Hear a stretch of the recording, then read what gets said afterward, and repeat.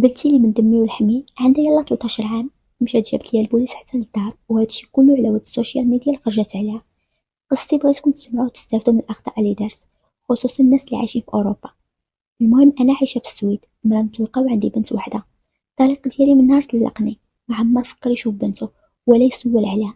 أصلا هو السبب في هادشي كله، حيت شتت عائلته بسبب الطيش ديالو، وكيتفلى على البنات، وكل مرة مع من طايح. ملي طلقت منه مشى من السويد واستقر في دولة أخرى، وكيف قلت لكم ما بقيش عرفت عليه حتى حاجة. وليت أنا اللي كنربي بنتي بوحدي، مني أمها ومني باها، يعني كلشي في حياتها. وهي النقطة الضعف ديالي، تقيسيني في عيني وما تقيسينيش في بنتي. كنت معيشة واحد العيشة اللي غير باش ما تحسش بلي باباها ما كيسولش فيها. كنت أي حاجة بغاتها كتلقاها، لدرجة كنت كنخدم جوج خدامي، وحدة في الصباح كندير الميناج، وفي العشية كنت كنقابل واحد المرأة باش يلا نوفر المصروف ديالنا. يعني كاين الكرا، كاين الماكلة، الحوايج، وزيد وزيد. المهم طليق ملي تفارق معايا خلى البنت يلا عندها 4 سنين، ومن بعد طلاقي وليت كنخليها في الحضانة حتى كنرجع من خدمتي. وما حد كتكبر كنحاول نقاد وقتي باش نبقى ندوز معاها الوقت. صافي دازو الأعوام الأولى، البنت عادي كأي بنت في السن ديالها، هو 8 سنين 9 سنين. إوا من بعد وليت كنزعم نخليها في الدار، ملي كتجي من المدرسة كتدخل للدار، كنكون أنا موجدة لها الماكلة ديالها وحاطة لها فوق الطبلة، كتاكل وكتمشي تنعس شوية، ومن بعد كدير الدروس ديالها، ولا شي مرات كيكون عندها في العشية المسرح. المهم ملي كتجي كتفرج وكتسناني حتى كنجي من الخدمة. هذا هو السيستم اللي كديره معاها. صافي البنت دارت 11 عام وبغات التليفون. ديك الساعة كتقول لي ماما بغات التليفون، كاع البنات صحاباتي عندهم التليفونات، خاصك ضروري حتى انتي تشريه ليا. ملي كيسولوني كنقول لهم بلي ما عنديش وكيضحكوا عليا.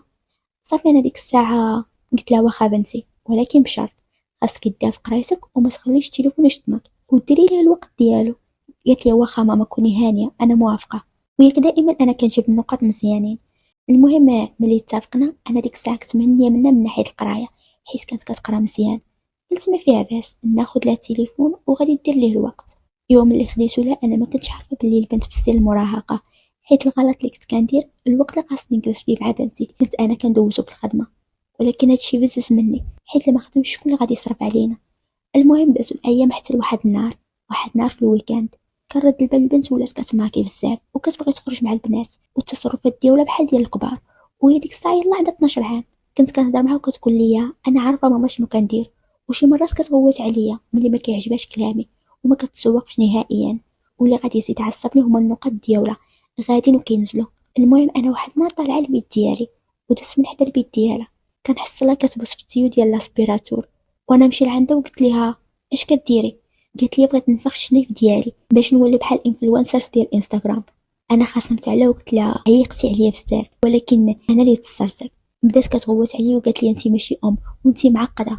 وانا صرفقه وغوتت عليها، قلت لها انا كنسوس صحتي باش غير نقدر نوفر لك المتطلبات ديالك ونشوفك في بلاصه اللي كنتمنى.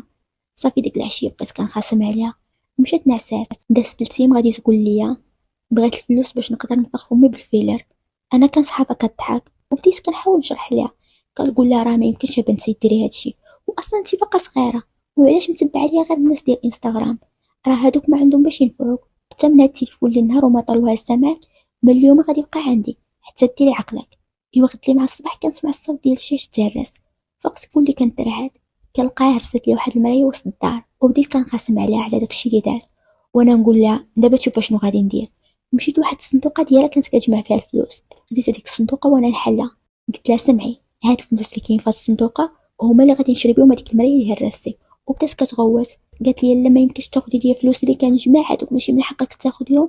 صافي وهي تكالما وفطرات، من ورا ما فطرات غادي تخرج. انا عندي بالي بلي خرجت غير عند البنات. المهم البنت تعطلات وما غاديش ترجع حتى توصل ل5. وعييت من صوني صحاباتها كلهم كيقولوا لي بلي ما كايناش البنت. صافي تخلعت عليها، يلا بغيت نمشي عند البوليس. كنسمع الدقان، ملي كنحل الباب كنلقاها هي واقفه قدام الباب ومعاها بوليسي وواحد المراه خدامه في السوسيال. انا تصدمت وما فهمت والو. ملي دخل عرفت بلي بنتي مشات شكات بيا عند السوسيال بلي انا كنعنفها وما مرتاحاش معايا نهائيا. بدات ديك المراه كتهضر معايا والبوليسي كيسولني حتى هو. واحد اللحظه بنتي كتهضر معايا بالعربيه، غادي تقول لي يا تعطيني الفلوس اللي غندير بيهم العمليه ولا نكذب وانتي لا تمشي فيها وما عمرك تشوفيني. انا كنقول لها واخا بنتي اللي بغيتي نديرها لك. غير ديك الساعه غير باش يمشي البوليسي وديك المراه الخدامه في السوسيال. صافي كيف قلت لكم انا درت لها ديك الخطه غير باش الاخرين يمشيو من الدار. ايوا دا الشهر غادي ترجع لعادتها.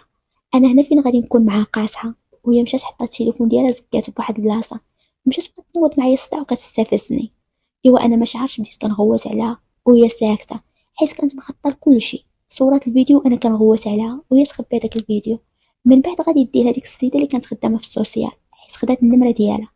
ما عرفتش شحال ديال الكذوب قالت لهم اللي غادي يخليهم يجيو ومعاهم البوليس، حيت المره الاولى كانوا عطاوني الانذار الاول، قالوا لي راه هذيك النهار عطيناك الانذار الاول، اما دابا البنت غادي تعيش بعيده عليك، حيت كتعنف فيها وغادي تعقديها.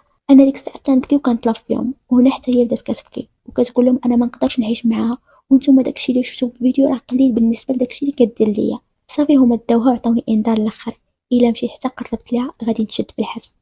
هو من هذاك النهار انا كنجرب باش نرجعها لعندي، ما خليت حتى محامي، ولكن هي رافضه، وداوها لواحد الخيريه في مدينه اخرى، ومن ديك الوقت ما بقيتش عارفه فين كاينه. الصراحه واخا دارت معايا هادشي كامل، ولكن مازال قلبي مشوش من جهتها. كنتمنى نشوفها، حيت دابا جايه 3 سنين وما عرفت عليها والو. اللي سمع قصتي كنصحكم ما ديروش نفس الاخطاء اللي درت. اللي كنت من صغرى كندير داكشي اللي بغات، حتى دات عليا الغلب، ولات كتهددني، وصلت داكشي اللي كانت كتقول ليا، وهي النتيجه ما بقيتش كنشوفها وما عرفت على والو. وهادي قصتي.